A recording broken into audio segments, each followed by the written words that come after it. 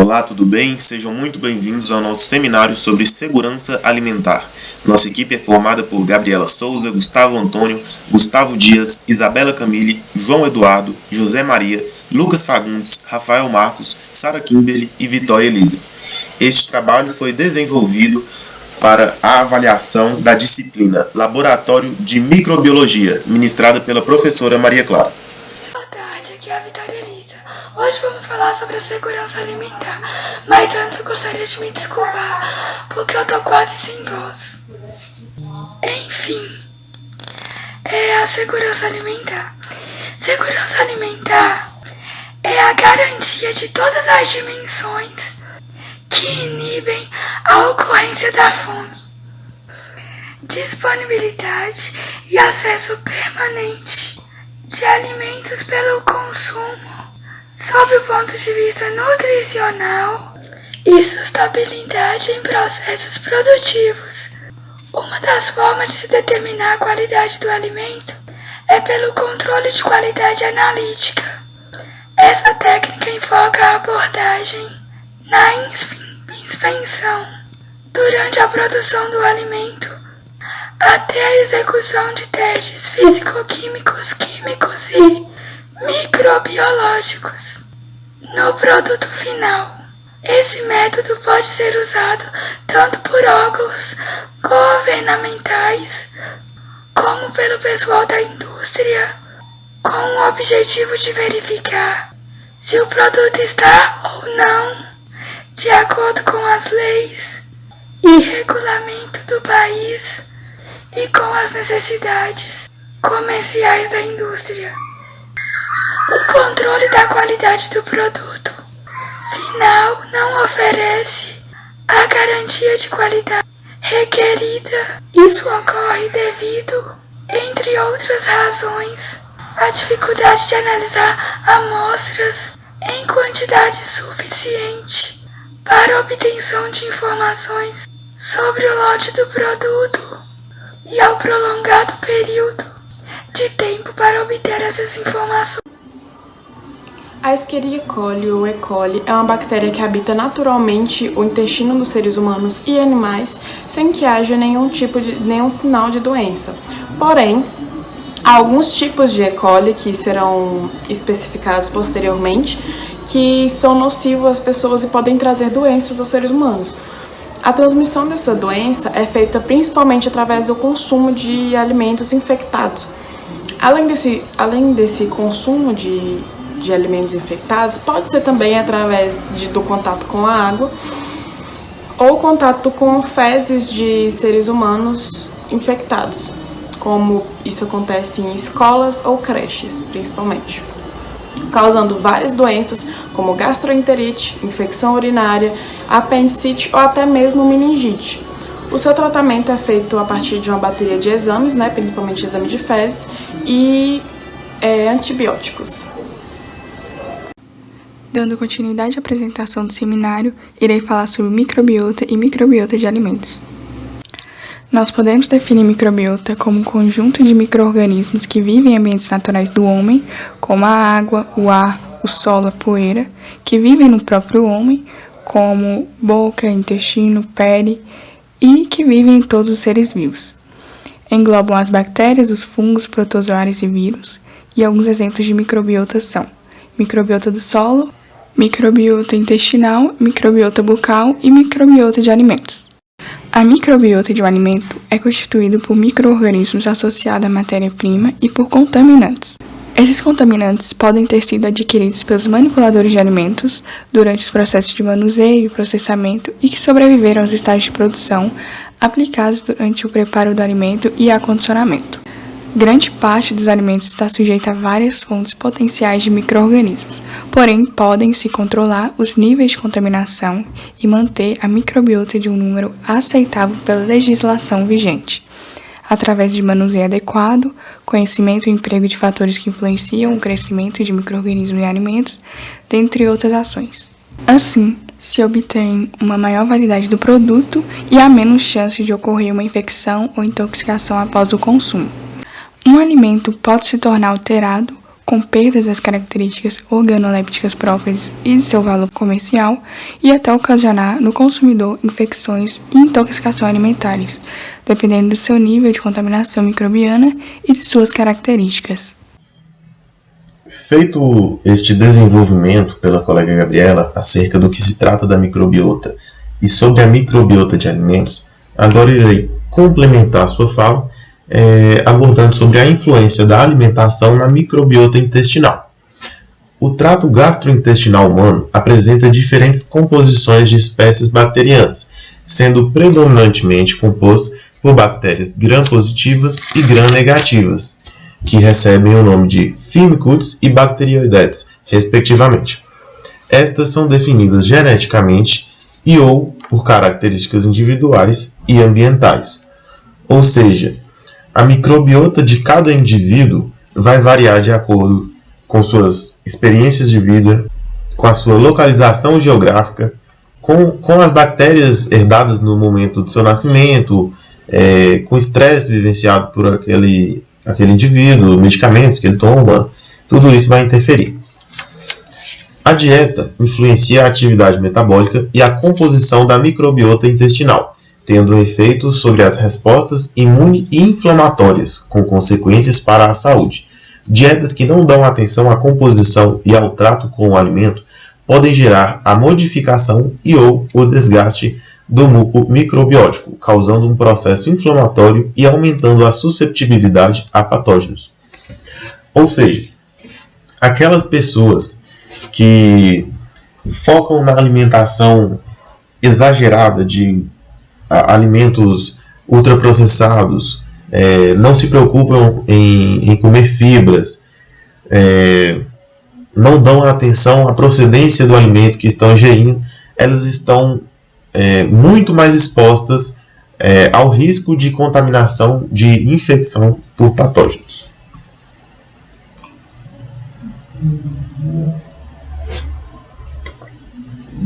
As bactérias podem ser divididas em bactérias benéficas ou patógenas ao intestino humano. As bactérias benéficas ajudam a modular respostas imunológicas a patógenos invasores, atuam na produção de vitaminas e nutrientes, como por exemplo a vitamina K2, essencial para a coagulação sanguínea. As bactérias com efeito patógeno são capazes de causar doenças. As principais formas de infecção são através da ingestão de alimentos contaminados, infecções pós-cirúrgicas e também após uso de antibióticos. Eu trouxe aqui alguns nomes de algumas bactérias benéficas e maléficas. Vou citar elas agora durante o vídeo. Dentre as bactérias benéficas estão bifidobactérias, Escherichia coli e lactobacillus. Dentre as bactérias com efeito patógeno estão a Campylobacteria, Enterococcus faecalis e Clostridioides difficile. Geralmente as bactérias que estão envolvidas na infecção por alimentos contaminados são a Campylobacter jejuni e a Campylobacter coli. Bactérias envolvidas na infecção pós-cirúrgica, geralmente é a Enterococcus faecalis, e a bactéria que tem maior proliferação após o uso de antibióticos é a Clostridioides difficile. Com a permeabilidade intestinal aumentada para organismos patógenos, podem ocorrer alterações clínicas como diarreia, associação a infecções ou ao tratamento por antibióticos, que deixa o organismo mais sensível, mais exposto, alergia alimentar, eczema atópico, doenças inflamatórias intestinais, artrite, entre outras. Além disso, é provável que o intestino sofra uma redução na capacidade de absorção de nutrientes importantes e uma carência de vitaminas, principalmente do complexo B, além das vitaminas A, C e D. Escherichia coli com categoria diarreogênica. A Escherichia coli, ou simplesmente E. coli, pode atuar como um organismo comensal, colonizando o intestino humano algumas horas após o nascimento. Essa interação com as células epiteliais intestinais é benéfica, E nesse contexto, E. coli atua por competição, impedindo a colonização por patógenos. E. coli também pode se comportar como um organismo oportunista, podendo causar doenças em hospedeiros suscetíveis e infecções em órgãos ou tecidos normalmente estéreis. Outra habilidade de E. coli é se comportar como um patógeno altamente especializado, capaz de ocasionar doenças em hospedeiros saudáveis.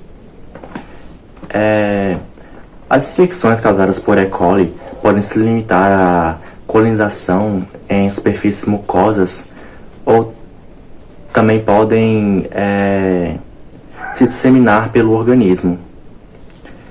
Uma vez que é fácil a ingestão de patógenos através de água ou alimento, o trato intestinal humano é suscetível às infecções por categoria diarreogênica de E. coli. A Escherichia coli, que pode ser classificada através de mecanismos de patogenicidade, danos a animais de laboratório e padrões de adesão às células eucarióticas em cultura. E seus patótipos incluem a E. coli enteropatogênica, a E. coli enterotoxigênica, a E. coli enterohemorrágica, a E. coli enteroinvasiva e a E. coli interagregativa. Vários sorotipos de E. coli têm sido implicados em doenças diarreicas, constituindo um grande problema de saúde pública no mundo, com mais de 2 milhões de mortes relatadas por ano. Dando continuidade ao tópico Escherichia coli como categoria diarreogênica, eu irei listar algumas características de alguns patótipos da E. coli. Primeiramente, a E. coli enteropatogênica, EPEC, ao chegar no intestino provoca o aparecimento de uma lesão AE, adesão e apagamento. Se liga aos enterócitos e apaga as microvilosidades, o que impede a absorção de água e nutrientes pelo intestino, provocando uma diarreia. A E. coli heterohemorrágica, a EHEC, atua igual a EPEC, ou seja, ela vai invadir ou ela vai se ligar aos enterócitos e apagar as microvilosidades. No entanto, essa bactéria produz uma toxina que, ao entrar em contato, degrada o RNA ribossomal da célula, causando sua morte, que leva à diminuição da capacidade de absorção do intestino, que agora sem essas células ele não pode mais absorver nenhum nutriente, nem nada desse tipo. Devido à morte das células, essa diarreia virá acompanhada de sangue. A E. coli heterotoxigênica, a ETEC, produz uma toxina que faz com que as células do intestino liberem uma grande quantidade de eletrólitos e água, ocasionando diarreia. Diferentemente da heterohemorrágica, a toxina não vai diretamente matar as células, mas ela vai fazer com que essas células percam sais, eletrólitos e água e, consequentemente, morram. E vai produzir uma diarreia. A E. coli heteroinvasiva, a EIEC, invade os enterócitos e os destrói. E ela atua extremamente igual a Shigella spp. A E. coli enteroagregativa, a EAEC, adere aos enterócitos e produz um muco que impede a absorção de nutrientes. Impedindo a absorção de nutrientes, ela provoca uma diarreia. Agora, dando continuidade à fala dos meus colegas, eu vou falar sobre produção de alimentos e a segurança alimentar. Um alimento, para que ele seja considerado seguro para o consumo, ele precisa ser livre de agentes patógenos ou que apresentam os agentes, porém em concentrações não maléficas. Os parâmetros que garantem as boas propriedades são determinados por órgãos públicos que fiscalizam o processo de produção dessas substâncias. Alguns fatores podem comprometer a segurança alimentar do produto. Entre esses fatores, destacam-se a manipulação inadequada, o uso de matérias-primas contaminadas, a contaminação microbiana, a adição indevida de compostos químicos e também a poluição ambiental e degradação de nutrientes. Bom, meu nome é Sara Kimberly e eu vim falar sobre a produção de alimentos e a segurança alimentar. Bom, primeiro a gente tem que entender como que um alimento é decidido, né, ser produzido. Bom, tem que ter características chamativas para os clientes e tem que atender uma esperança, né, um resultado financeiro para quem o produz. Os produtos obtidos, eles devem ter as características que o cliente, o consumidor, quer que ele tenha, né? Que seja um bom sabor, um bom odor, uma textura agradável e coisas do gênero. E também eu tirei a imagem porque eu tô com probleminha de saúde e tá me deixando cheia de pintinhos e achei melhor tirar um pouco a imagem, né? Bom, além dessas características que o consumidor procura, tem as características que são de responsabilidade de órgãos públicos e da empresa que produz, né? Que eles querem seja seguro, né, para a população, que não faça mal. E essa propriedade é um conceito amplo, que depende do gosto particular de cada pessoa. Ou seja, como sempre busca que seja são e seguro. Temos um exemplo muito recorrente, muito comum no nosso dia a dia, que está sendo bastante discutido, por exemplo, a questão dos agrotóxicos. Tem muita gente que é contra, justamente por não serem sãos e seguros, alguns, né? Não saberem o efeito deles no corpo depois de vários anos, né? Os transgênicos também, essas coisas assim. Então tem todo um conjunto de características envolvidos que o consumidor aprecia, valoriza, enquanto a propriedade e segurança de um produto é resultado da integridade da empresa, da legalidade que essa empresa trabalha e pelo lado da empresa ele tem que ter a maior rentabilidade, ou seja, tem que custar menos, tem que vender por um valor aceitável. E os órgãos públicos, né, os fiscalizadores, a gente tem um bem recorrente no Brasil que é a vigilância sanitária, eles exigem da empresa, da indústria, fornecimento de produtos seguros e eles controlam essa segurança estabelecendo leis, códigos, normas e outros procedimentos que são obrigatórios para seguir, né? Como os que trabalham na indústria estar sempre com as mãos limpas, utilizar luvas, essas coisas do gênero e evitar a contaminação cruzada, né? Então, temos esses conjuntos de leis, esses programas que garantam a salubridade dos alimentos, ou seja, tem que garantir que os alimentos sejam bons para a saúde humana. Não necessariamente bons, né? Não sejam ruins para a saúde humana diretamente, né? Porque temos vários produtos industrializados que fazem um mal a longo prazo. Porém, eles são liberados, né, pela limpeza, no processo, coisas do gênero. Só que se tivesse alguma insalubridade contida no processo, não poderia estar no mercado, obviamente. E tem várias coisas que podem acontecer nessa produção, né? Eles podem ser negados, né? A empresa pode ser fechada por esses órgãos públicos, tanto pela questão da higiene, ação cruzada, essas coisas que eu disse, tanto quanto a forma do produto em si, ou o produto em si. Pegando um exemplo desse, a gente tem a Traquinas, né, que é uma empresa que faz bolachas recheadas. Ela teve uma linha de produtos, né, que era mini Traquinas, que eram bolachas pequenininhas, e acabou que essa linha teve que ser suspensa por fiscalização de órgãos públicos e muitas queixas de crianças que comiam e acabavam engasgando com isso e tendo que ir em médicos, hospitais e coisas do gênero. Então, além da segurança para o consumidor na composição do produto, no processo do produto, nós temos a forma do produto, né? Como ele reage com o público-alvo, que é como o tamanho das bolachas e o formato que elas faziam crianças engasgarem. Então, essas são as coisas que têm que ser avaliadas na produção de alimentos para garantir a segurança alimentar da população. Agora eu vou falar sobre a bactéria Escherichia coli como indicador de qualidade de alimentos. A doença causada por contaminantes biológicos presentes na água e ou nos alimentos constitui-se problemas de saúde pública comuns no Brasil. A transmissão dessas doenças podem ocorrer de forma direta com a ingestão da água dos alimentos ou indireta no preparo de alimentos, na higiene pessoal, na agricultura e no lazer. Os principais organismos presentes na água e em alimentos contaminados responsáveis pelas numerosas doenças são Salmonella, Shigella, Escherichia coli, Vibrio cholerae, dentre outros. Organismos coliformes são bastonetes gram-negativos que possuem como habitat natural o trato intestinal do homem e de animais.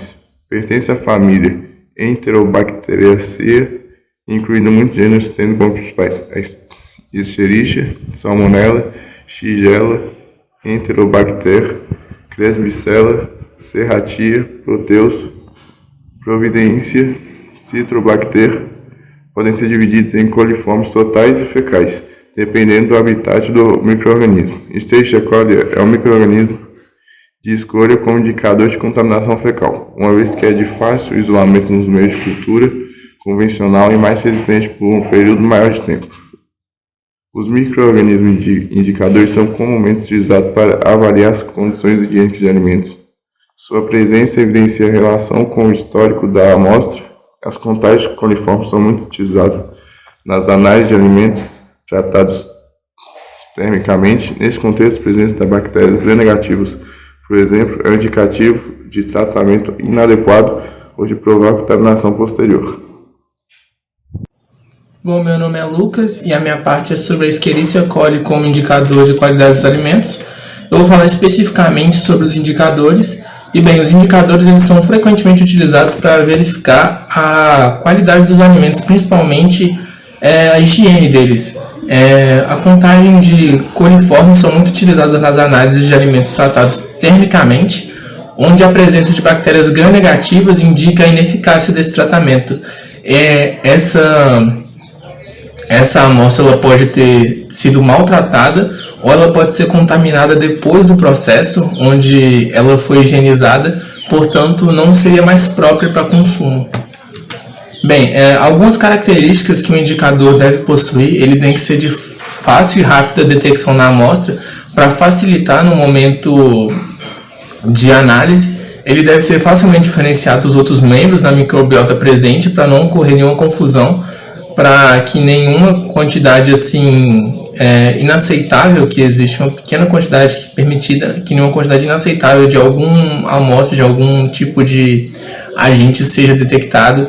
Ele deve ser detectado na presença de patógenos, não detectando a ausência dos mesmos, com exceção de números mínimos. Então, patógenos são aqueles micro-organismos que causam doenças, e ele deve detectar muito bem eles.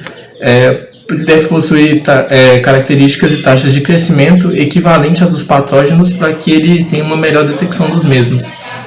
Bom, os principais usos dos indicadores, eles são principalmente para monitorar a amostra, detectar mudança de qualidade do meio, que, como eu disse, pode ocorrer uma contaminação posterior, classificar como que está ali o meio, e restringir o uso da água e dos alimentos que estão impróprios, tá?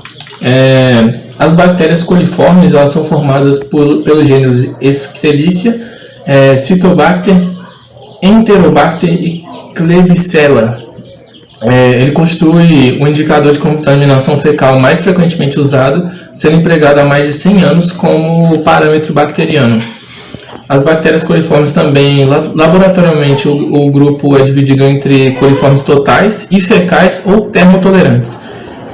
A presença de coliformes totais em águas e alimentos, em alguns casos, pode não ser indicativa de contaminação fecal, porque participam desse grupo bactérias cuja origem direta não é exclusivamente entérica, que é derivada de intestinos, tá? Um dado importante é que cerca de 15 a 20% das crianças adquirem diarreias nos primeiros dias de vida, primeiros anos de vida, aliás, em decorrência da presença desses patógenos e de seus metabolismos nos substratos mencionados, que no caso seriam água e alimentos. Bom, era isso que eu tinha para dizer, muito obrigado. Chegamos ao momento de conclusão do nosso trabalho. Vamos lá. Os alimentos consumidos por nós, seres humanos, estão expostos a diferentes etapas de possível contaminação, seja no plantio, na colheita, no abate, na preparação e na distribuição. Para evitar que este risco de infecção alimentar se concretize, é de extrema importância a adoção de práticas preventivas e o treinamento das pessoas envolvidas neste processo. Dentre as medidas que podem ser adotadas, podemos citar a implantação de boas práticas de higiene, por exemplo, a higienização das mãos, o uso de luvas, asepsia dos materiais e locais utilizados, que são práticas que a gente já realiza nos laboratórios, tanto de microbiologia, quanto nos laboratórios que Quem já fez estágio também passa por isso, tem que usar luva, fazer asepsia das mãos, que são práticas básicas que não precisam ficar necessariamente somente dentro do laboratório, que podem ser passadas para a sociedade. E também o uso de indicadores de condição higiênico-sanitárias, que permitem a identificação precoce de organismos em determinados limites. Essa questão dos indicadores é de extrema importância, pois o correto é fazer a avaliação do produto antes dele chegar ao cliente final. Recentemente aconteceu uma situação com a cervejaria de Belo Horizonte, onde os clientes que compraram um determinado lote foram afetados por uma falta de atenção da fabricante acerca de um composto encontrado naquela cerveja, que matou pessoas, deixou pessoas com sequelas para a vida inteira. E para evitar que situações como essas voltem a acontecer, é de extrema importância o uso desses indicadores, de leis que obriguem a utilização desses indicadores. Pessoal, esse foi o nosso trabalho. Muito obrigado a todos pela atenção.